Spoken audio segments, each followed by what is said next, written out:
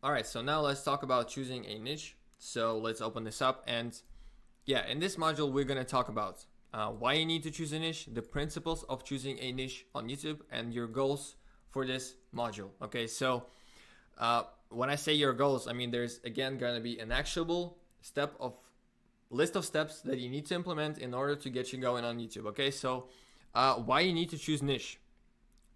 So you'll be able to implement similar metadata. Okay, so what does that mean? Your videos will appear in your own suggested video tabs. More on that later. Viewers will go in loops watching your videos. Okay, so additionally, you will gain more subscribers, which equates to a higher view velocity. Okay, that's the compound effect of YouTube. That's how the scaling and the growth like this goes and happens. So this one should be obvious. Everybody likes to see a channel with a clear message, purpose or mission, ideology. Whereas on the other hand, would you subscribe to a channel that posts gaming videos this week? Next week, they'll switch to podcast videos, then sports highlights the week after? You get my point, okay? So even worse, if you do manage to get subscribers whilst posting different types of content, it might give you an illusion of growing, but those subs are completely worthless. That's probably the worst thing that can actually happen. And I see it happen to a lot of people, and it actually just destroys them on the inside because they think they're doing well, but they're not. So in my experience on social media, the more niche down a YouTube channel is, not just YouTube, the more niche down an account is, the better it performs and the easier it is to get initial traction if you choose the right niche. Okay, so how to even choose the niche? What's like the overall process, right? What should be the thinking process in your head right now? So first of all, figure out what kind of a channel you are doing logistically speaking. Are you doing a personal brand channel, for example, where you're going to need camera equipments and lightnings and you're going to be creating content with yourself? If you want to know more on that, though, I do have an AI Guy Academy course on School. Find it there. I'm not going to talk much about personal brands here, but if you want to do that, that option is there. Or are you doing a completely outsourceable automated channel? That option is also there.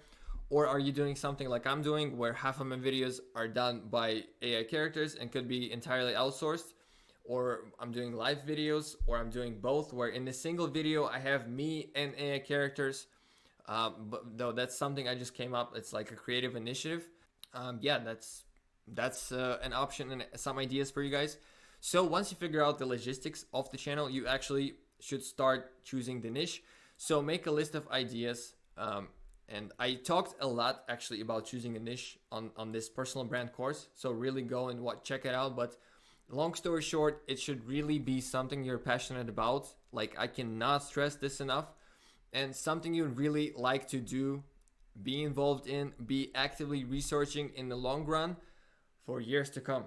Like, seriously, I all of my failed projects, looking back, like all of my previous social media projects failed because I burned out.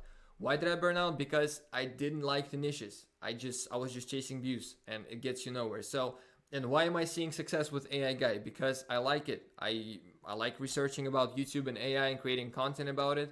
So, and I can do this for 12 hours straight without noticing how the time goes by.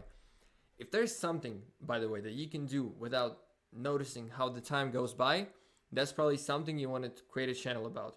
Think about it this way. So, and obviously just about anything you're knowledgeable about, but more on that later. Okay, so and final step, we're gonna see if there is a market for it. Okay, so we're gonna analyze competition, see if there's popular videos in the niche, do keyword research, and consider ways of monetizing. So what specifically we're gonna cover moving forward. So we're gonna talk about why we choose a niche. Okay, what the different ways of going about YouTube are, how to identify something you're interested in, how to see if there is a market for your niche, niches to avoid.